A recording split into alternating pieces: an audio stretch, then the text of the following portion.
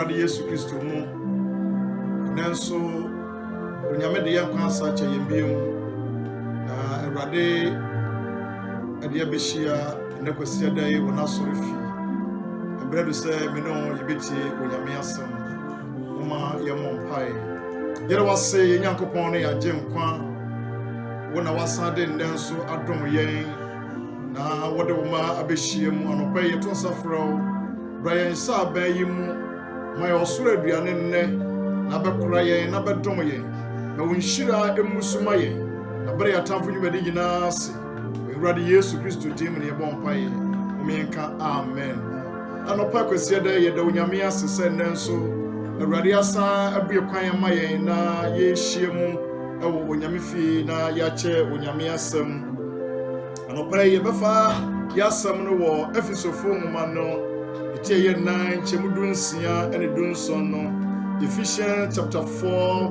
verse number 26 and 27. Ephesians chapter 4 verse number 26 and 27. Brofone say, be angry and do not sin. Do not let the sun go down on your anger and give no opportunity to the devil. Mama yokotwi no.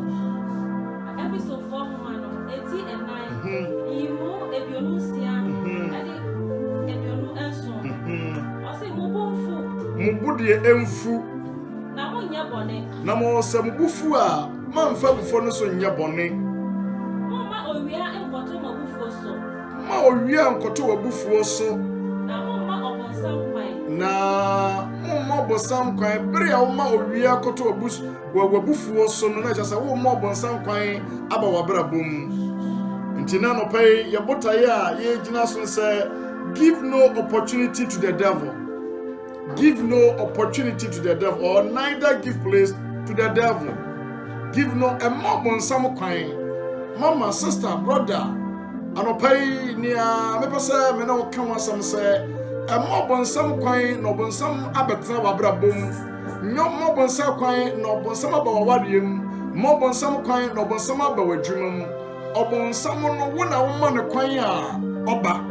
One man a kwanya, only to me or the bowen chain. Namo agise obue kwan ma no na ono fa saa kwan no so na wabewuram na afei wahaw na wase wabrabo wase wadwuma entina no pay Paul ene ye kasa se atofo Awurade Yesu Kristo se abufo de beba ye nipa yi obi be ye obone wo ye nipa yi bibi betumi asi wabrabom enti ye kasa what is anger.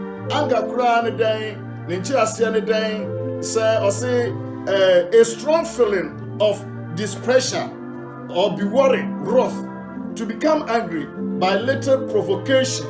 Say obi show obufuo ade bi obi show obufuo na ma obuye den efu or say displaying or feeling anger.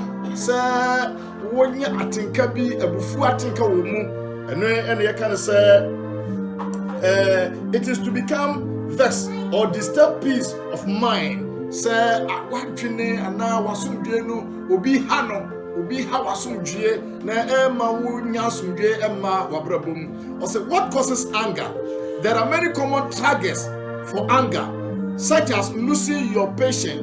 Ime bebre na etumi abufo den eba ebini say ebia obotra wo no abotra no eye fiwunsa eye agemu bibi yesi enti wakasa no bibi hye wo so a anka abotra na nkasa wunya no na fe wuya afi abotra num aye niema bi a ene abotra ye den ense or say feeling as if your opinion or effort aren't appreciated and injustice afi say bia na wodi susuye bi ana bibi bana di pepese ye fa wo susuye no ana say atem bibi ho a yebu atan ya emfa ne kwan so atanchia bi eden eba wabrabom bibi fata edema ana say wo ye bibi hu ne awo ye wo ya de papa manipa na so nipa enkamfo nipa hu ne awo ye no a etumi eyide befo ye den eba wabrabom. Or say other causes of anger including nieme bi nso ati say etumi ema abufo nso yeba memories of event and worrying about personal problems.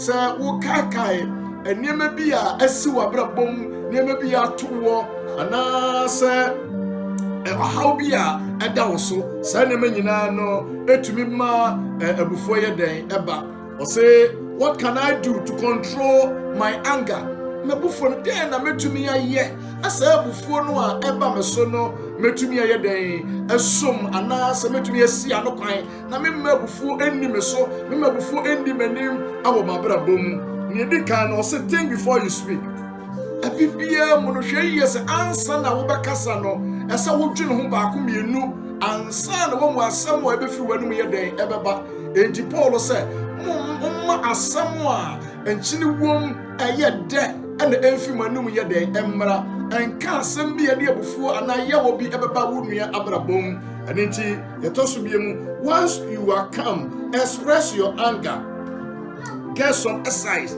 afei so wo se wo ye ba bo mo ne se wo be tretre wa pom kakra wo ya pom tin kakra eno ebebo na bufo na ye den what can I do to control my anger ne ebema wo anger na bufo na eba no wo betumi ahia ho so se ebia wo pa bibia ye den aye take a time out se wo pese afi kra de free bia wo no na ye se wo nante kakra wo ye some exercise kakra ebema se bufo na ye den agyae don't hold a grudge.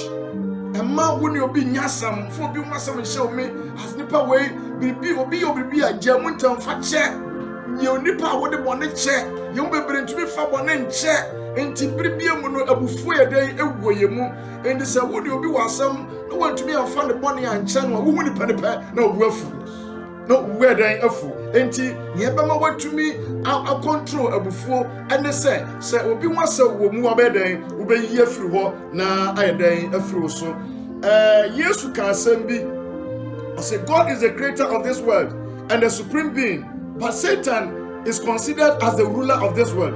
Jesus Christ confirmed this in the Gospel of John. Ne yina yem se onyame no bo so ne asase wiase ne nyina ye nyame do ne supreme being onebo ni nyina na so Yesu amayati asase we de Satan na edi so. He's the ruler of this world. He's the ruler. Asase ayete so no ne odi so sese ya no eyobonsam entaba mayati asase yemfiri ha ya hoho ne amanfrafo na mo yede ye wo krobi ye wo mambi a onyame asiesie de amayen na sama na daachi ye bekom erinti ha ye wei ye ni Satan na wo ha ye ni Satan ete enye se ye ni Satan tinti no ya otie mu na mo se ye manu kwan ye de abufu hye ye mu a enema kwan na Satan se ye den onya kwan eba ya brabom enti ye hwe John chapter 14 the verse number 30 John 14:30 no can send me wo John 14:30 and then 31 no can say I will no longer talk much with you, for the ruler of this world is coming. He has no claim on me, but I do as the Father has commanded me, so that the world may know that I love the Father. Rise, let us go from here. Rise, let us go from here. Hey, Mama Yanko. Yohane Womano, Etidunai, Imu Ediasa, Nikosi Ediasa Babu. Menemoren Kasapi, Bium. Na wiase sudifo no the ruler of this world wiase sudifo no hena ene abonsam ene Satan oba na oni tumi biara ewo me so ewo mo se bi wo wiase de ewo mo se mo asase so de na mo ni biri biara ni me nchen Satan ni tumi wo so brother se wa makwan ya Satan tumi ma wabrabom Satan tumi mfa hwewom na mo se wo ma abufuo wura mu a abufuo eye one of the fruit of the devil. One of the fruit of the devil is anger. Bria abufuo beba no na Satan abewura mu.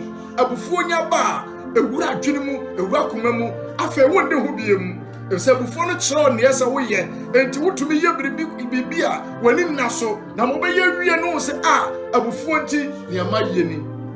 Di Yesu ka kyerɛ sɛ wiase sudifo no oba, na so me ni odi hwe ye den ɛwɔ me nsam. Oni mi sutu me efi say ni hwe ni me nkyɛn nanso me yesen ya eja no share me no na wiase ehunu say me do eja no Mon sorry, ye free up. Entity, what it be no says, may I want to know a before bent now. Bonnie bent now. Yes, soon is a baby, or to the Satan near the air bow. He is coming there. Or the show before, or the near maybe better tower. And years to catch us some me sorry a day, and free her sister brother. I told her be to be continent. Ludwa say, Damia say, and Crophobie, I feel the phobie, no near maybe see, no ye dear chinye, no before they abba. Christo ni Bible say, and now fell default nabia. If so, fell default nabia no, ni papa can somebody before day, ebeba, no very active, obey near maybe a ever puro near as a way so. Now Christo so no way. Just a one more coin, you have given chance for the Satan. And the Satan on a mo, or baby a quiet day, a da, or baby a wura. Now, one a woman a quiet over room, and you no pay me, but what you say, and my Satan quite no rowa brabomu. Yes, we saw say, Satan a ba. We are so for the ba, no one to see a day, and name war. Then to be yes, and a jolly day, a shame, and no pay, then a warrior. So near Jana shower, near Christo on a warrior. Anani Satan natural na woye. Baby, I want to know a Satan Tanabia. And yes, who said there be, baby, your way, Satan Baha. Or Baba Soya, or your hobby, Brian, Mummy, sorry for a higher Tanabia, brother, sister, Christo ni, Yatanabia, Bianas, or Quatano. And you're the penny as of Madame for, you're the penny and woman auntie. And no pay, yes, who said, baby, I want to know Satan Baha. Baby, I want you to pay a wood to me. A half an hour. If you be when I walk, a debbe when I order. Here and I want to know. Baby, I want to share. Satan is here. Sorry for the hawk. Sorry for the baby. I want no. Baby, I want no. Satan, Baba Jijo, no, I show before. No, before tea. Baby, obey your baby as a Christian here. Hallelujah. Bible. Some people in the Bible who were used by Satan because of their anger.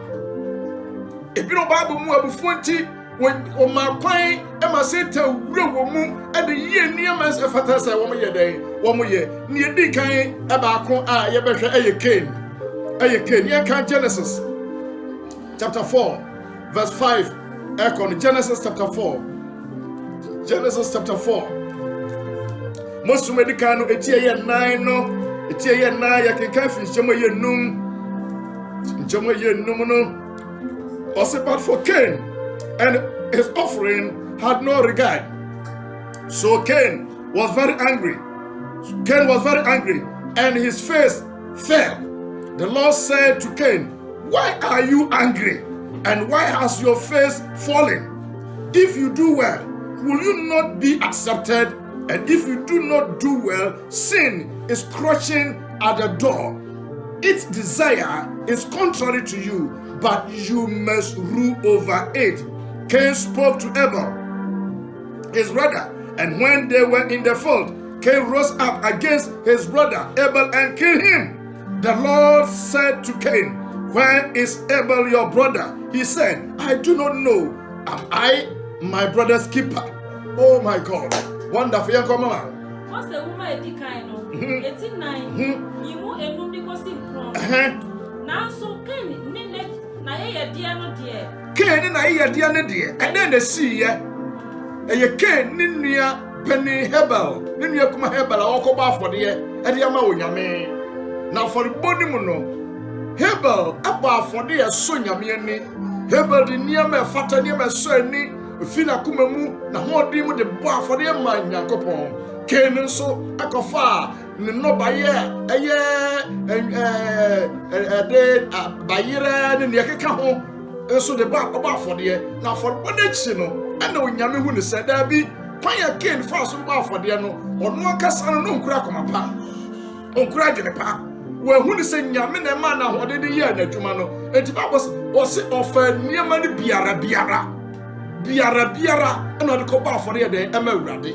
Well, for the Meradi, the radical science, Hebel, many are so affordable. A cane for what they many a day, also. Near Kofa, some in our buy any. I am my young cousin. Nanny answer. Yamini and so can dear. Not can be fool yet. No, I did try to fool yet. Why, yeah, the pa. onipa brother wanya de pa ne ye ka tie obi ani wa waya de papa sabio ye prison no ana ye nyina ye no mo ye bone sese ye ka nipa mpa bone ka nim nipa mpa se ye ka nim oye bone ka ne ne buafu me gye asori me nkwa asori biam eda kamanim sofa kamanim amako pani kamanim ni ayi nim ani ya makwa ma Satan abewura yemu Satan adua abufu ahye yakoma mu why we have given a chance. We have given this opportunity for the devil. Yama Satan kwai enti Cain ma kwai ma Satan be wura ni mu afei ni onyame ka ye no Satan de abufu na yi nyamea no what de abufu na ekasa ya komeni aba na Ewurade bisa Cain say ana Ewurade bisa Cain say adeti na obu afu Cain adeti na obu afu na na wamuna brother wamuna o ada we ya de park obemuna we ya de park obemuna we ya de park asofo be kanfo we ya de park pani be kanfo ni wanye ni yenti ne yeka ho asam wanye ade ne ye ka nya kompa gitum se o ampa manye ne ye Cain na hu ne saa na mo Cain ya bufuo o se Cain oguafu ada na oguafu nu ye so we ye ne ye anka wanum ente wana Cain hey brother so we ye ne anka wanum to anka ye yi wa ye anka ye mo abaso unua ye ne ye aniti ne ye kanfo no asori ma ye wo sa da tie obi ya de na nipa na ya de ne ye kanfo no na ye obi ya unso te wo nya bi na obi ya ye anu nko ahoma bufuo wo se yanka me de enti brother ye ne yanka ye ne ye wo ye ne ya ye be presu enti Cain na nya ne ye ti de buafu Cain de buafu enti Cain nnua akwafuo mu no abufuo no wura ne mu wa makwan ama Satan na be wura ne mu enti ekosi ya ne se one nnua akwafuo mu no okun no abufuo anga nti okum ne nnua abufuo nti okum ne nnua anopai Bible said give no opportunity to the devil and ma Satan kwan wura wo mu na ba ya bone Satan na de pa ya bone Cain nanka oni ewu da onim se ne ye de ewu nanso esane se abufuo be hye ne mu no Satan nya kwa wura ne mu na ne onsusu ye no oyeye ndi ne Cain wabeye madra wabeye wudifo wabra nante saa hallelujah enti Ewurade abisa Cain se Cain na wonu hebe wo he wasi Ewurade na minni hebe me na me ye rehwefo look at the word and insult shasem fi Cain enu ba ye enuanom saa na me no wa wotie me no payete o saa na yete so wo ya ade na yebisa wa emuaye a wode beba no eye time hwemuaye a Cain ade ama wonyame me brother hwefo am I the keeper of my brother wa makwan abufuo nti woni nyame kasa bia fatan kasa to the bia asafumu obi betumi akasati asofo nsem beka betumi akasati elder akasa kura ne bia to nyame ene COVID-19 abai ebi kasati onyankopon. My brother, my sister, we need to mind our word. O say so obufu enkasa be silent obufu anante ye exercise na for control obufu no. Amen. Yes, uncle, baby biom. Moses threw down the 10 commandments, which was written by God for his people due to anger. Moses and so, Onyame, to 10 commandments, no, our demand, no, on the question of the person, Yamademano, Oba, Obemusenia, Aaron, and Israel for no, Elsum, Ohoninti, 120 was. Apotreka krese se Moses nya wodi esane kranya abotrabra be bisa se den na ekoso den na esie dabi Moses nya abotre brother hwe woni amebebre ese nyina no enya obi na yewo eye wankasa abotreka kra woni nti wa mabufu ahyewma enti bibie mu no ne esa wo ye na Satan de wo ye Satan de wodi ntuma fata wo esa wodie ye bi adwum na asem aba nya abotre na kyerɛkyerɛ mu ne yehu dabi ne buafu abufuo nti wadwuma sei abufuo nti waware agu abufuo nti enne nipa nyina fa wonya he anka wo ye nipa onyame ade be ye bibi na so na abufuo nti enti Moses Genesis Exodus etia bia sam ye nu nchama ye donkron. And it came to pass as soon as he came near unto the camp that he saw the calf and the dancing, and Moses' anger was hot, and he cast the tables out of his hands and broke them beneath the mountain. Amen. Exodus 1 eti ebiasa mienu mu edukron na eba se Mose ben nsraban no ana ohunu na ntwie ba ene asa Egyptfo na Israelfo na esa no a ne bufu ye na oto apono a ya chro 10 commandments no ekwoso no otugui otutu fam na boboy awo biponase abufuo nti Moses said nyame agyapade ade asombo a wakotwe nyame anim mmeredo a wakodi ho na nyame de ade ma wo de wo ba ade na wonto obo ase sanebra behwe ne yakoso de na asie bisa ho asam ansa na wo bibi a waye adofo no yebebre to me ye niam bia yebewi achi no na ne aye no amfa no kwan so adenti yama kwan ana Satan awura yemu anopai wa wotie me wabrabom wasitram wawarem niam bi sisi ya aye abufuo nti ese niam abufuo sayade abufuo sayade pa adepa bia abeba na abufuo asɛ no obi sebio awarefo ete ho na bi asem kakrasi TV ayehwe oba tumi pagya TV na dia bofam pai na asɛn abufuo nti na TV ayehwe na asɛn abufuo nti na bema apagya sekan dia wa ne yere. Why? Because of anger. I yet to be controlling nti anopai mama abufuo ni wunya abufuo ni wanim na ɛsɛwo abufuo nti hwɛ nipa titufo wɔ Bible mu niema bebree den ahwe wɔm. The king Pharaoh wife, which she spoke unto him, saying, after this manner did a servant to me, that his wrath was kindled, and Joseph master took him and put him into prison, a place where the king's prisoners were bound, and he was there in the prison. Am I uncle? Ebiasa nkrono na ni rate ne yire ensama okachira no saadie na wakoa ayame ne bufuye abufuo nti the king Pharaoh Antoine Boasi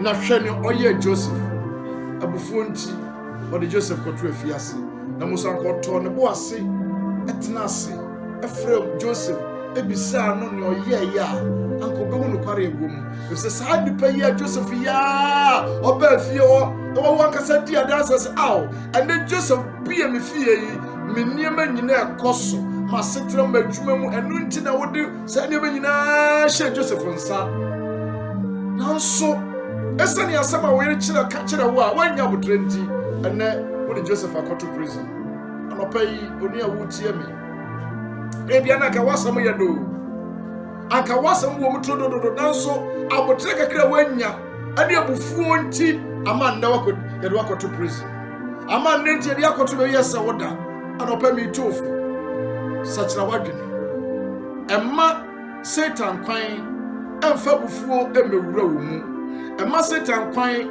no mesai adepa wonyame adua wo mu brother wonyame adua brimpa bi wo mu na sanka na no pai obato Boasi na wo mu ne say Satan bi ba wabrabom odi wachi otetawo ohwehwe wachi kwan sorry firi ho baby awono a eden tokwa bade abufuo ho no entena ho bia mu anopai so betie mi a ebeye ishirade amao ebere ye wo mu eye wie yemre na Satan ani abere onenam se jata bobomo na wanhwe ya ode abufuo ani ohobe beto so a baby abakwakoda no wabrabo be ya yoroho na no pay me two for say such na wadwene ewo Satan a onhwe na wasɛe wo ɛma ne kwan nyame yɛ adom a nnɛ na wɔtwe yɛbɛtoa so na yɛhu sɛ give no opportunity to the devil ɛma Satan kwan na ɔnwura wo mu ebi si yɛ King Nebuchadnezzar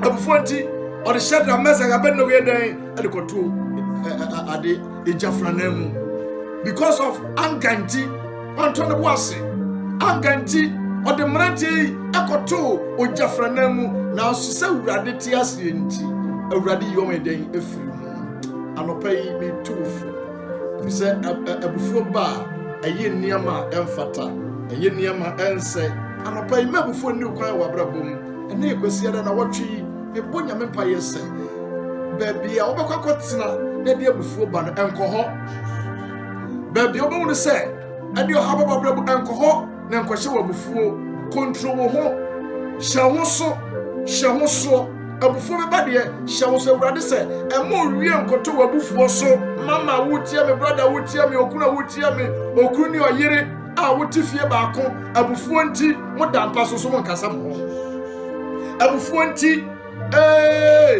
obi kwa adwuma ɔnkra ne nua adɔfo no mu na so yɛ awarefoɔ ɛyɛ bɔne yɛ ma kwan Satan bɛwura awareɛ no mu Satan bɛwura the moment abufuo bɛba na ade bɛkye so no na ayɛ bɔne Awurade sɛ abufuo deɛ bɛba yɛ nipa yɛ bu bɛfu na mo ka kyerɛ sɛ mo wie nkɔtɔ yɛ abufuo so awarefoɔ a mo tie me ɛma wie nkɔtɔ abufuo so mo yɛ nipa abufuo deɛ bɛba na mo hwɛ yie sɛ abufuo ba mo bɛtumi calm down ahyɛ mo so na abufuo no ankɔyɛ bɔne bi sɛ Bible sɛ abufuo akyire no ɛde bɔne ndɛba anɔpa yi Awurade nka wo ho Awurade nhyira wo Awurade mpagya ne nsa wɔ so bere a yɛwɔ mu yɛ ahosiesie wɔ afɔrebɔ ɛnyinaa mu nti yɛkae obi bia sɛ ɔnsiesie ne ho na kwasie da yi a ɛtoa July yɛ mu kɔpem 2nd August na afɔrebɔ nyinaa yɛ media afɔre yɛtumi abɔ ma wo yere mfi wo so dudu efisɛ ɔno na oniku ne onyame wapam na ma onyame apam no nyina hɔ na onyame ani onyam ɛbɛda adi anɔpa yi Awurade nhyira wo Awurade nka ho Awurade kɔ so mpagya wo na ɔnhyɛ wo de na watumi agyina abufuo bi a bɛba no watumi agyina na wɔde so nkonim wɔ Yesu din mu ɛna mebɔ mpaeɛ amen.